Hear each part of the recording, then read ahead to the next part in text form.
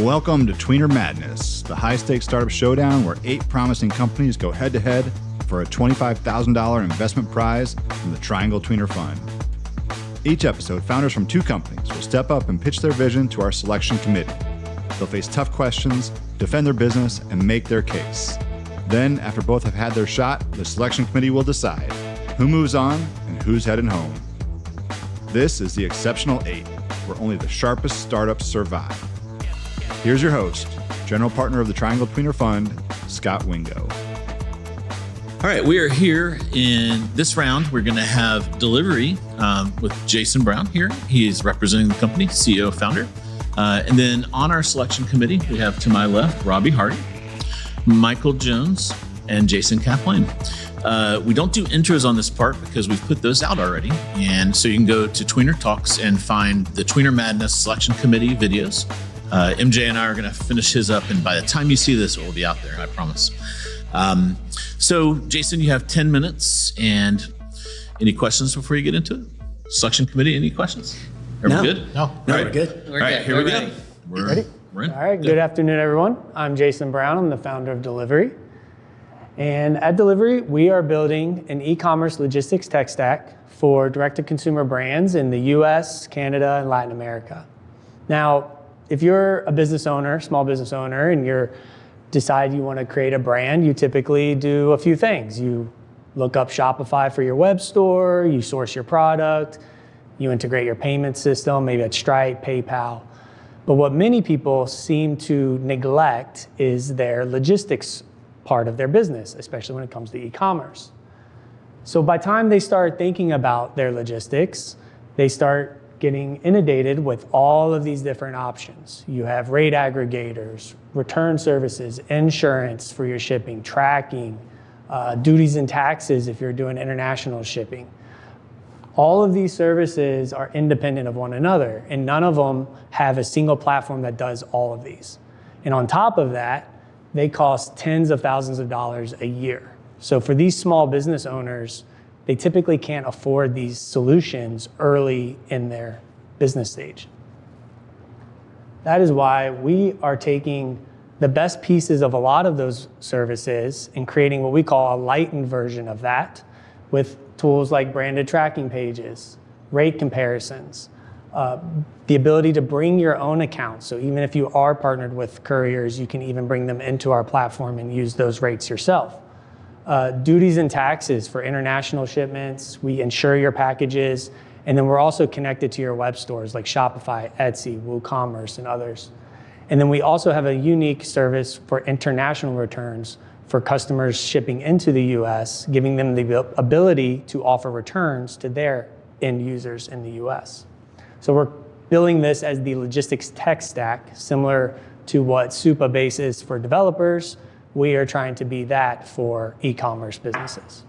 So as I mentioned, we provide insurance for all of these packages as an option. Users can insure their packages. They can bring their own accounts, the international returns, and now with the talks of tariffs on the table and everybody being concerned about what the actual landed costs are in today's world, we have the ability to bring you upfront duties and taxes and pay for those duties and taxes at checkout. And then later this year, we would like to launch our branded tracking pages. And then, of course, we have our rate shopping. So we partnered with major couriers, FedEx, UPS, DHL, USPS, and we negotiate discounted rates where we can save our customers up to 85% on their shipping labels. And then we pass those savings on to our customers so they can purchase and print their waybills, track their packages, and create an entire new brand experience built around the logistics part of the business. And then we take all of that and we wrap it into an enterprise API so that we can service upstream customers like family-owned fulfillment operators, local operators who have a small fulfillment business, or maybe a bigger business company that has their own ERP system and want to integrate some of these services. Why is this such a big deal? Well, first, because we're landing on Shopify first. Shopify has over almost 2.5 million users, stores today, and they're growing around 66,000 new stores every month. multiply that by our LTV, around $2,200 per customer per year, we're looking at an $8 billion per year underserved market in the Shopify, just in the Shopify space. That's not to mention the Etsy market that we are anticipating tapping into. And then even if you don't use a web store, you can still use us. You don't have to have a web store. And then when you look at the global e-commerce market as a whole, the B2C market, it's growing exponentially every year. A couple years ago, it was over $1 trillion market.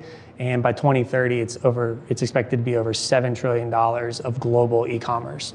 And because we focus a lot on cross-border shipping, which is unique compared to a lot of these other businesses, we are anticipating expanding into that entire market. The way we make money, we have three payment models. So we have a pay-as-you-go model. So all these businesses can use our services on day one. It's free. There's no subscription to use it. We make money on the labels. So every time you buy a label, we have a markup. We make money on that. We make money on the insurance that you buy. We self-insure all these packages up to $500. Anything over that, we buy from the courier. And then duties and taxes also have a fee associated to that we take to provide that for you. And because we are we're not the broker, but we provide a brokering service on top of that. So for all of that, we provide a small fee. And then we have for things like branded tracking pages, the returns. So we'll have subscription tiers into those different services. The API, those will come with subscription models on a monthly SaaS. We have pre-product traction. So we have over 2,000 shipments in our wait list, equating to around $40K a month in expected revenue, gross revenue. And we are partnering with Hello Alice for a go-to-market campaign that will send an email out to their 1.5 million small businesses with an exclusive offer for their customers that will be launching around April timeframe. So back to the go-to-market strategy, Shopify is our beachhead.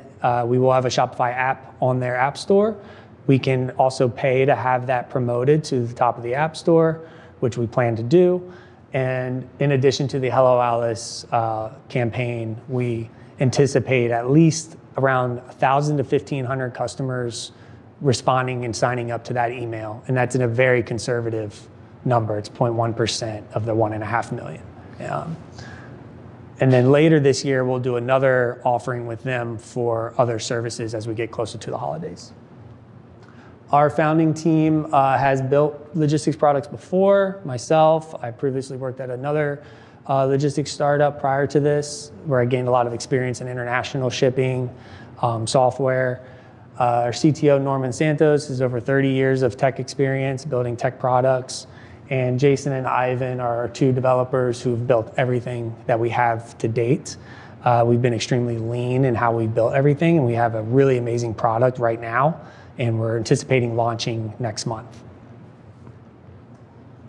So far, I was recently a winner on David Meltzer's 2-minute drill back in December when it launched, which has been a great response, and I'm getting private coaching from David for the next couple months.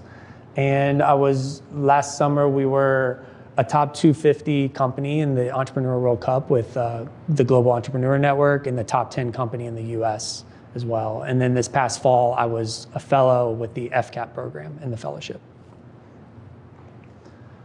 We are raising right now. We're seeking $500,000. We've raised $125,000 of that so far.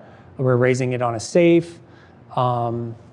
And that money is going to be used to build out the branded tracking pages and the international returns process, which requires some fulfillment space here in Raleigh. And we are going to use that for our marketing and lead gen campaigns that we use to acquire customers. We are also, as I mentioned, 3-month post-launch, anticipating over 1,000 customers, around $185 a customer per month in revenue is our predicted take. So seeing around 185 MRR. And that's all I have. Thank you. All right, thanks Jason. Very good job. You're focusing on sort of the new businesses that start on Shopify, like there's a sweet spot that you've got. My question is, when does that sweet spot go away? Like when do they eventually grow out of you? Like what does that look like? And then do you think that there's enough opportunity for that to be okay, that they're like, moving away, almost using the example of, hey, we're someone who uses QuickBooks and we inevitably have to go to NetSuite and something else. Is like how you're thinking about it, and like just how big is the segment as a result of that? Yeah, so over 50% of Shopify businesses are 1 to 9 employees. Like it's actually kind of rare that they scale exponentially to a QuickBooks to a NetSuite situation, right? And for the ones who do scale, that's where the API comes in as long as possible, and the bring your own accounts. Because even though you may go to the courier and have enough volume to negotiate discounted rates, great, bring it in. You still need a centralized platform to shop those rates out. And we provide that, and we just charge a subscription to access that or to turn that on, and then there's a small fixed fee per label on that. But that's kind of the, like as you mentioned, the more growth model. But even I talked to some customers I talked to a girl who's selling 20-ish thousand beauty cosmetic products a month, and she's just now starting to look at using fulfillment. So I think a lot of it depends on your business model and your strategy, but knowing the small business user on Shopify or the user on Shopify, they tend to stay small or so they're not kind of stay in their the cost of change. Yeah, I mean, they're doing $1 million or $2 million a year and they're happy with it, right? And that's okay. So nice job with that. Nice study too, by the way. I had a couple of questions that were kind of tied together into one, really. So the plan is to go live next month, and you've got this base of, you said 40. How many customers are on the wait list? The customer base is actually, the wait list is pretty small, but it's a few customers that have large volume, and then we're going to launch a campaign. And you think they'll actually go live? You think they'll go live? Like a wait list is different than. Sure. Yeah. They'll sign up. Yeah. I'm in touch with them. I'm sending them images, getting feedback, like screenshots. Meeting with them regularly to. And then when does Alice send out their email? Alice sends out an email. Oh, hello, Alice. That is when I decide. I just, whenever I'm ready, I call them up. Hey, I'm ready. Here's the media content that you need, the images. And then the Shopify piece goes live when?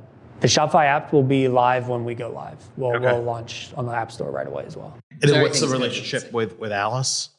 The Hello Alice? Yeah, like what do they get off of this? Give us some background for folks that don't know. Yeah, Hello sure. Alice. So Hello Alice is like a collective / organization, kind of like an SBA, like your local SBA, and they provide resources to a lot of small businesses and minority owned. And it's not just US, it's actually a lot of LATAM as well. The founder, Carolyn Rods, is Bolivian.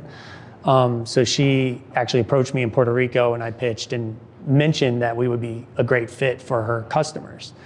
And so they provide, corporate partners come in, offer deals and discounts to access that base, and then they provide resources, webinars, educational content, and I can even do a webinar with them, talk about e-commerce, things like that.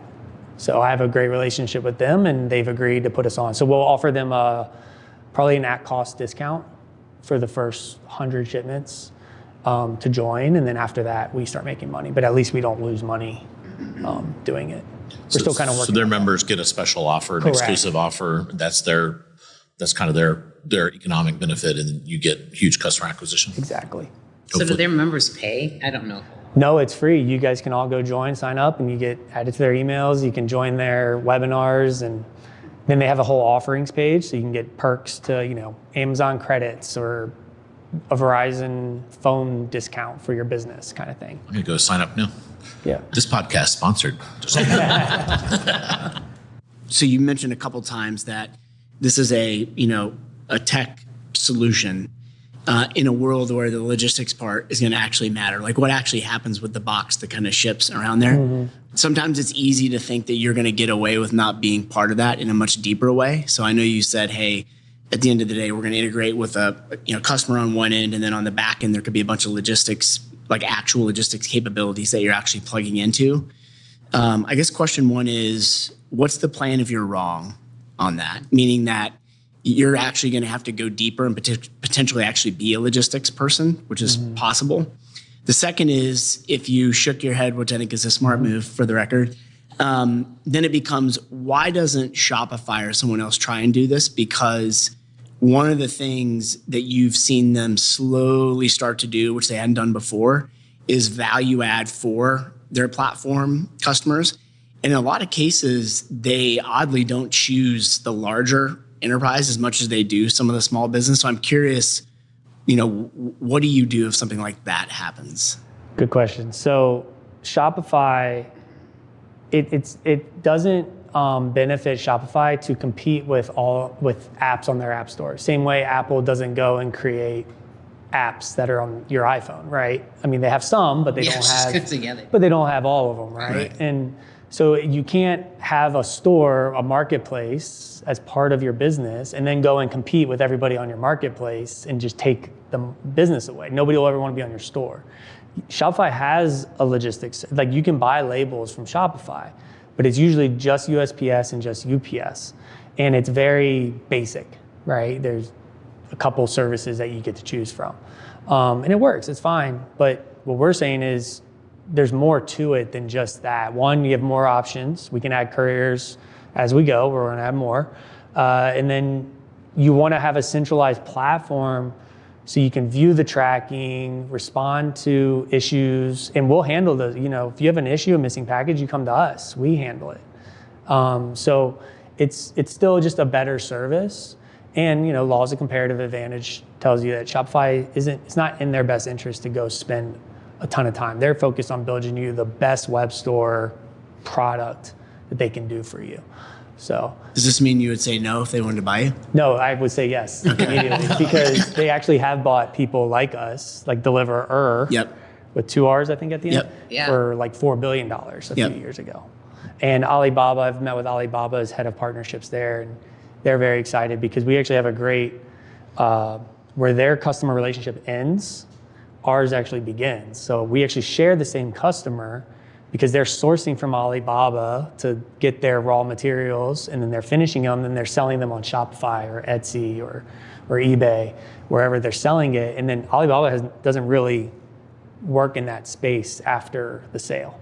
So we're trying to help you get that product out your door to your customer with a better experience at a lower cost than you otherwise would have, especially earlier in your business's life cycle. What is onboarding a customer like? I mean, you need this to scale. You need volume to make this work. So what is onboarding like? I know it's not always easy, and a lot of things, fall apart at that point. Well, we talk about the back end, but the front end is... Yeah, no, it's super easy. On the back end, we have a very complex system tied with HubSpot and our admin panel and all the back end AWS integrations. But it's the simple stuff that sometimes the new customers don't get. So in the US, it's a little easier because we don't have to deal with like VAT taxes. Whereas in LATAM or other countries, you have VAT, which we've already built all this in the back end, but we're going to hide it for the US customers, which is where we're launching first. But it's super simple. We walk you through a simple questionnaire, through a couple steps. You actually can create your account immediately, super easy. And then we get some basic data just about what your current rates are, like how much you're shipping today, so we can see if you scale and what our expectation is of you as a customer. And then all we really need from you is your name, phone number, business address, and email, and that's about it. And from immediately you can go start buying discounted labels from 4 major couriers. Tell me your perfect customer and then one that would not be a good fit at all. But to be clear, I don't want you to say, hey, Walmart wouldn't be a good, like I got that part already. It's more this in the space we're looking at, this would be a really good customer for us, or types of customers. These ones would not fit. And especially on this part, like why would they not fit? So the ones who fit, the way, even our UI, it's designed to be super simple, right? We took a lot of complex pieces, and I simplified it to make it super consumable as a user. So our ideal customer is that person who is, hey, their first time on Shopify. It's their first time integrating their payment system, and they just made their first sale, and they're super excited.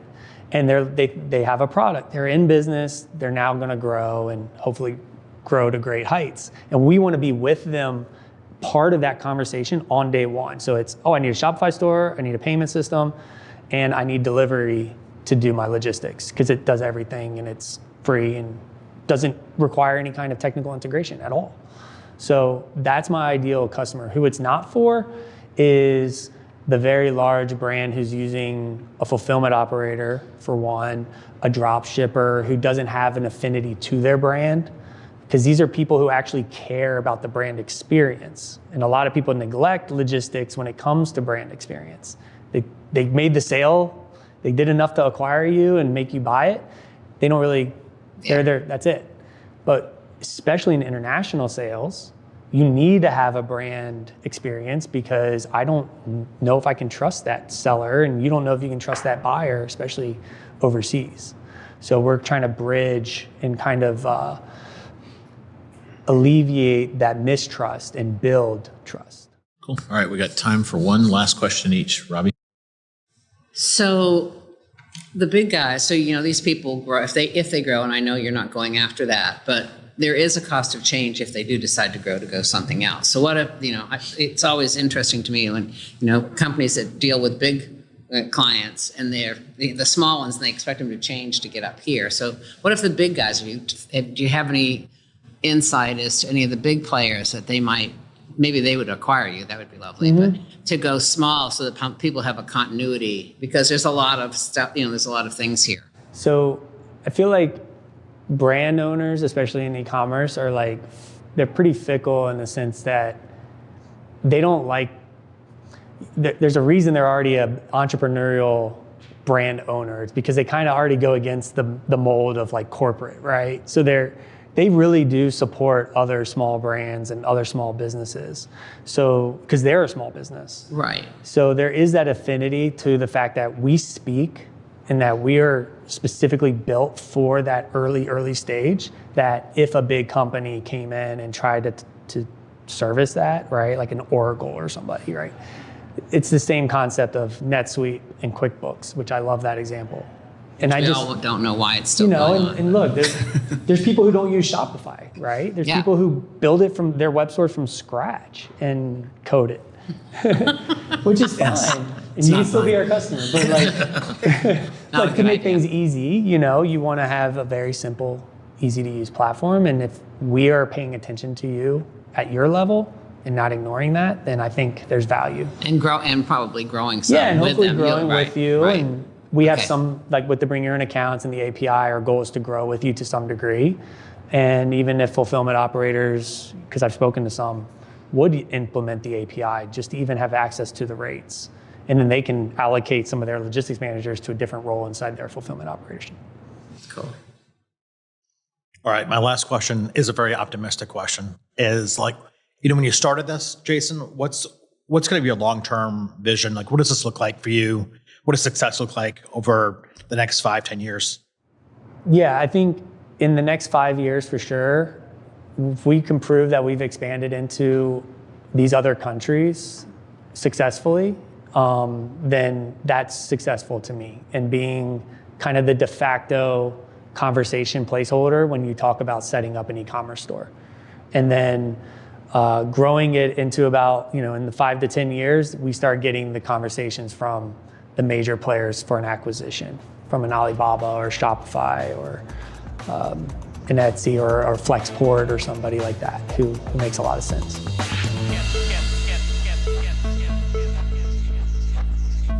All right, up next we have InviteJet featuring Paul Davis and Brian Watson. Who's CEO in this mix? Do you guys thumb wrestle for that, or have you dedecided? Or we're co-founders. Co-founders. All right. That's right. TBD. So that's going to be a fun discussion. We may get into that in Q&A. We may have some recommendations on that one from our esteemed panel. Yeah, sounds great. All right, let's go ahead and start your pitch. All right, sounds good. So I'm Brian Watson. This is Paul Davis, like we mentioned before. We're the co-founders of InviteJet. InviteJet is a marketing platform that allows brands to leverage the power of calendar invites as a marketing tool. So this is Jenny. She's a fitness enthusiast, and she's been keeping an eye out for weighted jump ropes from Crossrope. She gets 120 emails a day, however, so she completely missed their last campaign. This is Andy. He's a real InviteJet customer, and he's in charge of marketing over at Crossrope. His last email campaign had a 30% open rate, which is great by email marketing measures, but that just means that 70% of people didn't even see his campaign at all. That's when Andy found out about InviteJet. Now, because Andy has an established email relationship with Jenny, he can leverage the power of InviteJet to market to her in the moments that actually matter, not leading up to a promotion, but in the promotion time. As soon as Andy was able to use our one-click integrations to integrate his marketing tech stack into InviteJet, creating his first campaign was a breeze. He simply adds the information he wants to appear in the invite. He imports his audience from something like Klaviyo or MailChimp, and then clicks Send Invite. On Jenny's side, she gets a mobile push notification in real time as the invite is sent, and then again when the event actually happens, so that she's getting marketed to in the moment that actually matters. So Andy, like I mentioned before, he's a real InviteJet customer, and he did a holdout test for us in our beta test period. He did a holdout test, so he sent 80,000 emails via Klaviyo and 50,000 invites via InviteJet. Now, as you can see, the metrics are pretty mind-blowing, hence the emojis, right? But the real standout here is that the conversion rate was 4 times greater than email, and we generated double the revenue with half the audience size. 7 million invites later, we're still kicking email marketing's butt in terms of metrics. And this is a brand channel where brands spend $7 billion a year on this marketing channel. Our beachhead market is e-commerce brands that are analytics savvy in the 6 to 9 figure revenue range. We are a B2B SaaS company, so we charge subscription pricing based on your volume of sends each month. And then we also charge overages based on your usage as well if you go over your subscribed amount. Our average monthly contract value is $255, and we've managed to get up to 35 paying customers, and we launched last September, so 6 months time frame. A bottom-up look at the market opportunity here. This is your TAM slide, right? But we like to take the bottom-up approach. So this is how we get to $100 million in revenue in the next 5 years. Jason's going to want one of those out to 10 years, but we'll get back to that. That's totally fine. Of course he does. If you could do it 2035 real quick. We'll get there for sure.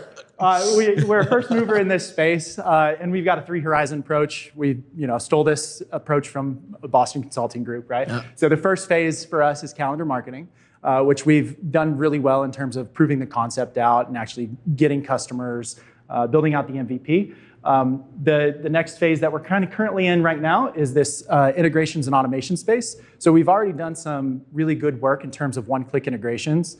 Paul's been in e-commerce for 15 years, but he's not technical, so he's the perfect guinea pig for all of my building. So I got to make it very easy for these brands to jump in and experience a low time to value. So that's the golden standard, basically, in those integrations and automations. We also want to build out a third-party API because we don't know how everybody's going to use this calendar tech, right? There could be, in terms of usage, in terms of like brick and mortar, for instance, you're getting a haircut or you're getting your nails done or something like that. There's an opportunity there to actually patch up leaky funnels in terms of appointments and things like that are missed. When you go book your Delta flight, you get a nice calendar invite the time of the flight. But with boutique hotels in New York, for instance, you don't get that same calendar invite. So we want to offer this calendar technology not only for calendar marketing, but for patching up leaky funnels as well. And who knows what else when we offer the third-party API. And then third horizon thinking is AI-enabled time-based marketing engine. And there's actually a really big data play here as well. Like the boutique hotel example, if we have that data of when you're checking out, Uber probably would be really interested in that data, right? To market to you in the moment that it actually matters to you as well. We're a repeat founding team. We've both built SaaS companies and exited them before. Paul, like I said before, has 15 years of experience in e-commerce, so he's got a wonderful network to sell into. It's where most of our beta brands come from. We've done a lot of founder-led growth through Paul's network. I'm the technical co-founder. I've built product and engineering teams at VC-backed startups, as well as public companies. And then we've got a good list of advisors. You can't see because the font's really small, but one is XGmail, who's been really informative in terms of their privacy laws and things like that, regulations. We don't want to skirt any boundaries there. And then Matt Simino from Amped, who his company was recently acquired by MailChimp. So it's very good for him to talk to us about long-term strategy and things like that as well. That is it for us. Thank you guys for your time. Awesome. So you're worried about time and you had 4 minutes left. Oh, I forgot 5 minutes. It was so engaging. I was like, launch, I forgot to watch Launch makes us do a 2-minute pitch every week. So Yes. it's, we've got it down to a science. Awesome. Great job, guys. So my question is, well, I've got a bunch of questions here I wrote down, but one of them is like around the feeling of spam. And I think I talked to you guys about this before. How do you think about that? How do brands think about it, and also the recipient? How do you get around it? Sure. So I've got 2 quick data points for you. The first is a personal one. My wife, she is a Bath and Body Works lover, and every year there's a candle sale. Okay, and every year she misses the candle sale, and literally the week after the candle sale, she'll say, "Oops, I missed it," and spend $200 on candles. Okay, so someone like her needs that calendar invite. So that's something that she welcomes. And then the other thing, in response to kind of spam and unsubscribe. So when we first started this, we were worried about that as well. And so at the bottom of every calendar invite, we have the Hotmail hack, the powered by InviteJet, but we also don't hide the unsubscribe, right? We want people to be able to get out of the calendar flow if they want to, right? So when they click that unsubscribe, they have the option of getting out of calendars, getting out of emails from this brand, or both. But what we're seeing with the data is really surprising. I think unsubscribe rates for email on average are 0.05% or something like that, and we haven't touched that yet in terms of unsubscribes and spams. So you think about it as more like they are already warm connections? Oh yes. What about cold connections? How do you think about that? We don't allow. We don't allow. Yeah. Yeah. So that's why I very specifically put that in the pitch of, because Andy has an established email relationship with Jenny, he can market to her calendar. Another thing, especially with the cold outbound sales and stuff like that, we enforce you connecting your domain. That's obviously connected to your deliverability and your domain health. And then outside of that, obviously, keeping track of those spam markers, bounce rates, unsubscribes. With new customers that come in, we're going to throttle those sends just to be able to manage. If they're approaching that threshold, we will shut them off. We're students, use it for good, not for evil. Yeah, we're students of the space, and with MailChimp being down the Southeast company, one of their things that they do really well with spam. Of course, they've done so much in the spam space, but the first thing that they did was, hey, we're going to throttle your first 1,000 sends and make sure that you're not using this for evil. If you are, we're shutting you off. We're kicking you off the platform. If you're not, then we'll open up the floodgates and let you send these invites out. Okay, thanks guys. MJ? Am I right that you guys founded this out of, is it you that has a tea company or something? Subscription company? Okay. So tell me, I would like to hear from assuming that you're the guinea pig in this whole thing, which I'm assuming the answer is yes.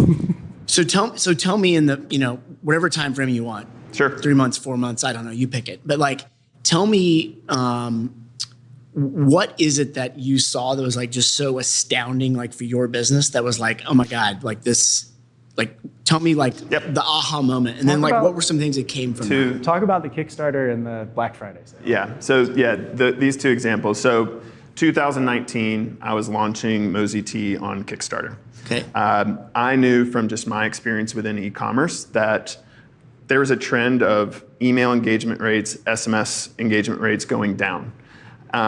With Kickstarter, it's super important on day 1 to hit your goal and to get that momentum going for the campaign to be a success. I knew that I was at the mercy of if or when people were going to open those emails.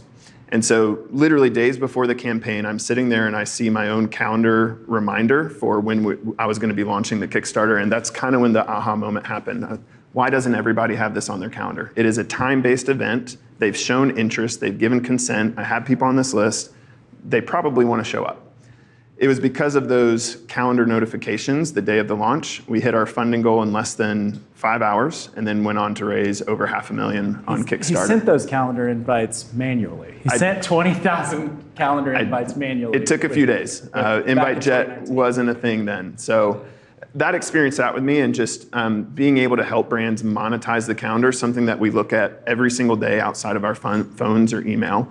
This was just a blue ocean space that we saw as if people love brands enough to allow them on the calendar, that's a really powerful place to be. The second example, so years later, Brian and I met and we started working on this project. And come 2023, I wanted to give it a test on my own store, Mosey Tea, and use the same campaign information that we had the previous year during Black Friday, Cyber Monday. We saw 400% growth on the day of, which our growth to that point was maybe 20% month over month.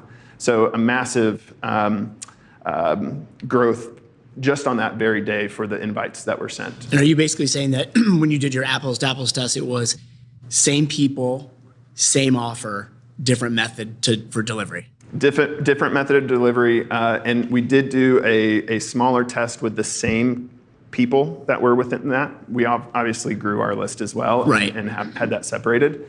But of that list, it was a 400% growth. So talk to me about conversion.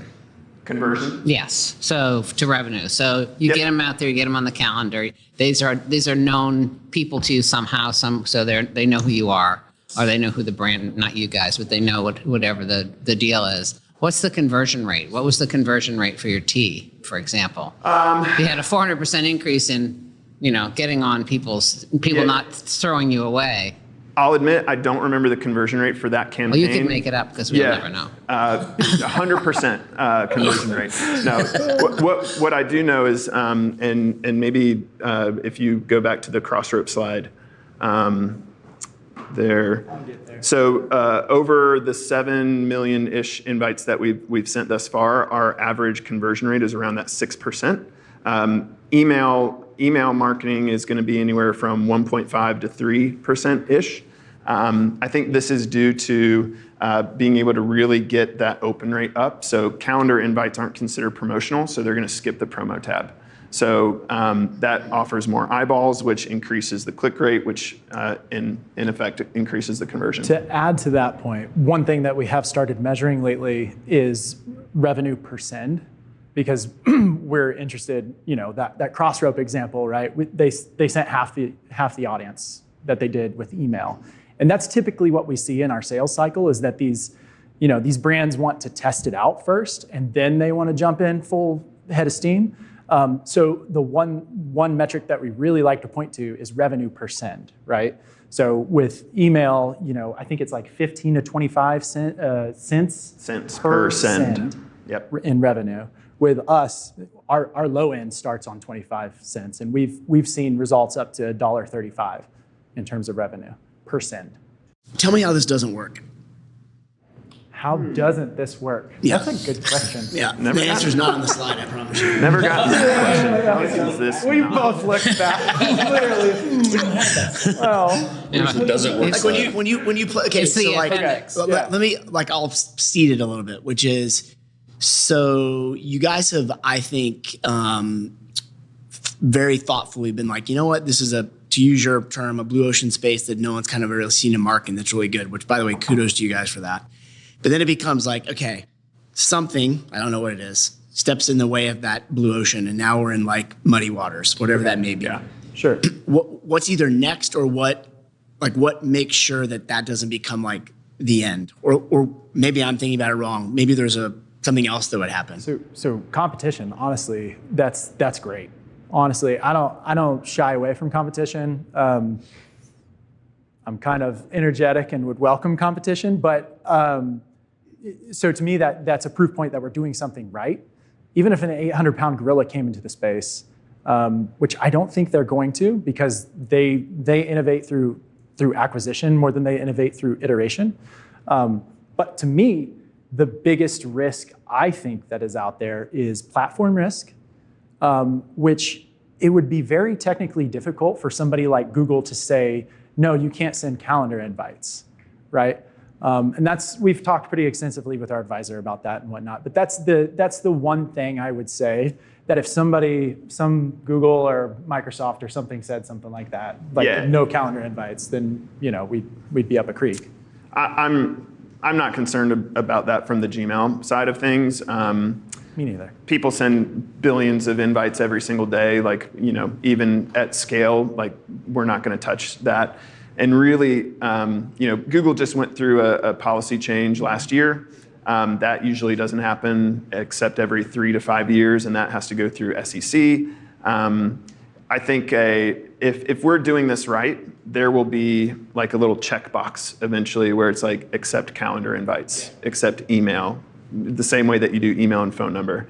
Right now, that's not required. My guess is that will be a requirement eventually. But good question. I don't. Here's another. So I'll be the straw man in this. So Klaviyo sees you guys importing and exporting all this, and they're like, "Whoa, I don't know what this is, but the conversion rates are bonkers. Right. Yeah. Let's build it ourselves." What do you do there? I personally don't think that they're going to do that, right? So I worked in corporate venture capital for a while, and our approach was, hey, we're going to invest in these 5 or 6 companies. We're going to take a wait and see approach, right? Most companies don't want to build a team around a feature or product and actually go build it, and take a year to do that with budgets and red tape and blah blah blah. It's much easier to fund it, take a wait and see approach, and then acquire and make that part of your suite, which we saw with SMS, play out that same exact way. And honestly, if tomorrow Klaviyo launched a calendar feature, I would love that, because their reach just increases our chances of being able to make a splash and being first there. We saw it with Amped, right? MailChimp had pop-ups. They already had that software. Yeah. Amped came along, built it better, got a bunch of brands on board, and then they acquired them. So we would welcome the competition, honestly. That helps with the Google search results for calendar marketing. Right. So you don't right. have to create the market. We have to create that, right. yeah. Which is There's a lot always of so education expensive. Not too dissimilar from influencer marketing and a lot of the brands that in recent years have popped up. That was hard in the beginning for them, but now it's catching like wildfire. Yeah. All right, let's do our last questions. Robbie, kick us off. So we've left this alone. You're co-founders. Yep. Yeah. So I assume your investors are saying, "Hello, what are we doing here?" Yeah. So what are your plans? Because we know. Yeah. Honestly, we've gotten good feedback on. We're 50-50 split. He's product and engineering. We'll play rock, paper, scissors for you. Yeah. It's all good. But when you grow, When we grow, there's a reason that CEOs? Yeah. No, So no pushback We're with totally against co-CEOs for sure, but we'll kick that can And a down team the of road 2? if you don't mind. We will kick that can down the road. So you don't think this round will cause it to No, happen? I don't. I don't. It's not. It'll be at the indicated that conversion. Yeah. Yeah. In all honesty, this the VC that's possibly coming on, we're looking at them as more of a partner than somebody who's going to come Robbie, in. has this not worked before? So you're scratching away at this. Give us the. Well, what have no, you- I've has this seen worked it before? work, and I've seen it horribly not work. So we like to call Where it's ourselves, everything is fine until one of you wants to, and Where it it's- really doesn't work is if you've never talked about who's going what % of the company. That's Well, that's the cap a total table turn. is a So at big least deal. you've had that conversation. Right. Yeah. So, We'll but give that's you- the beginning. Give you we go to the same church. It took 5 years for us to meet. We actually met down in Ecuador, but at this point we're almost 2 years into this, and we're like an old married couple. We're fine having those stats. In Right, but If you disagree, you can go to your minister. I'm sure he'd be like, "Now wait a minute, what's an InviteJet?" Exactly. Yeah. Anyway, But we're nobodies from nowhere, we like to say. But at the end of the day, we're like peanut butter and jelly. You combine us, and it's a superpower. So all right, go for it. yeah. That won't last, by the way. No. So Yeah. I'm just gonna say it as it is. At some point in time, you have to know who's going to be the final decision maker. Yep. Period. And then I'll leave the rest of it alone. So you might as well start working on it. So out of the 35 customers, I'm sure you've had some churn along the way. What have you guys learned? What are the takeaways from the customers that have left? Good question. Yeah, I think one of the biggest learnings is, And I know it's early too, like since launch. it is early, but one thing that we've known from the beginning is that people are going to send less calendar invites than they're going to send SMS, than they're going to send emails. And we're okay with that. I think that one of the tasks that we have at hand is giving people reason to use it. So oftentimes, if you're a brand that maybe is focused on the larger scale holidays, maybe there's less use cases that they know of. So how do we educate and provide playbooks for them to use it multiple times in different ways? Like I mentioned, the unengaged audiences, or someone recently used, they had invite for a shipping cutoff for Valentine's Day. Like, this is by the time, if you order by this time, then it will show up. So it's providing value in that sense, and making sure that they have ways to use it. That, if anything, when we've had churn, it's because they just put it on pause and they're going to come back next month for that next big sale. And they just didn't want that recurring aspect, which we're already in discussion of changing up pricing in a way where there's a platform fee plus usage-based. So we're always kind of thinking through what that might look like. And it really depends on the size of the brand as well. A smaller brand with a list of 10,000 versus a brand of 1 million, there are going to be extremely different use cases for that. So, still to this day, not too much churn. We'll see what that looks like at kind of critical mass. But I think if we have those playbooks and that educational aspect in place, it's going to be a lot easier for them to find ways to use it, especially with results from other brands and kind of templates.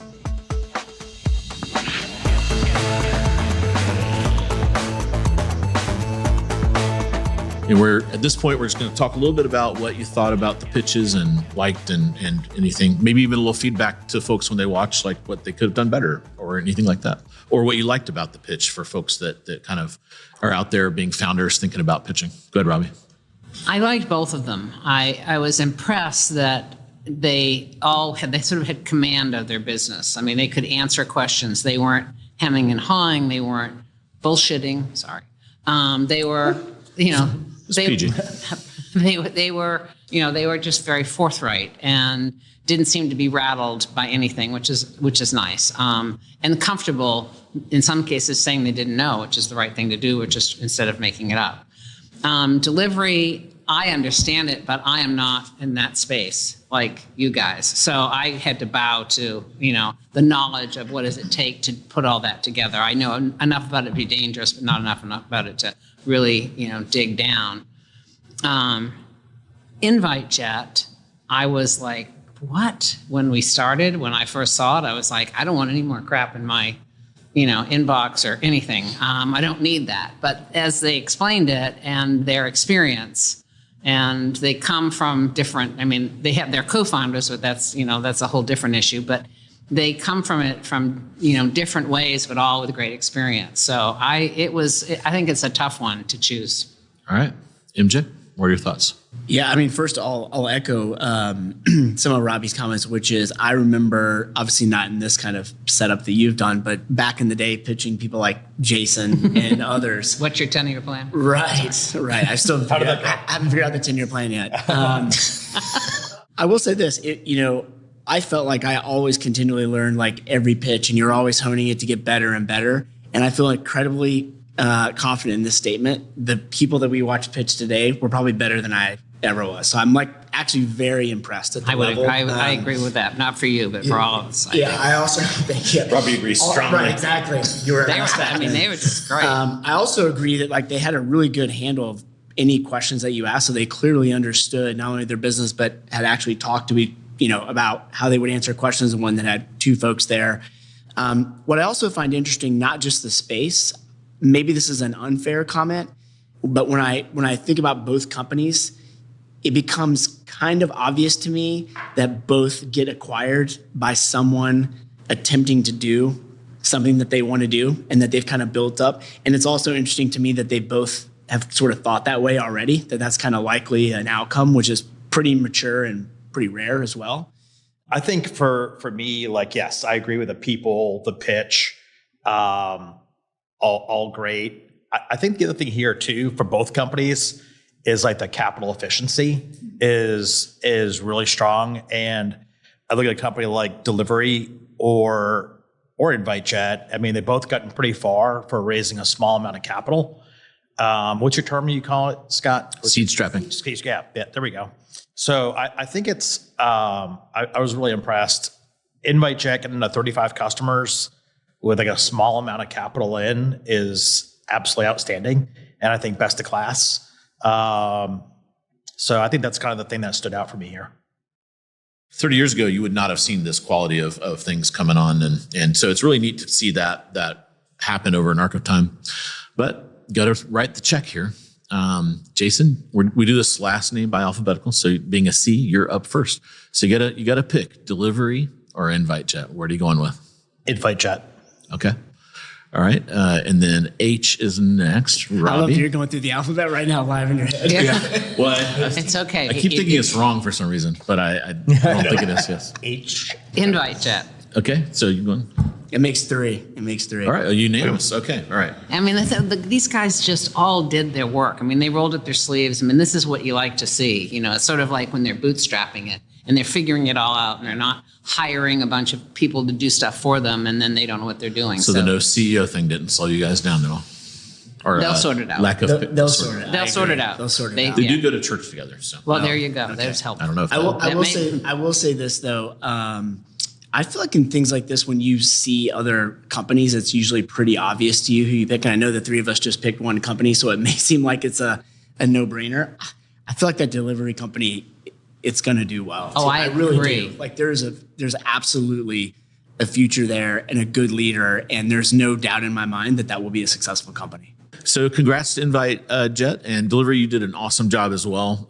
Just maybe a little bit behind on the customer success and that kind of thing, which is like hard part of this early stage. There's little gradients there and things make a big difference. So thanks guys for your time and everything you do for the community. We really appreciate it. Absolutely. Thank you. Thanks, Scott.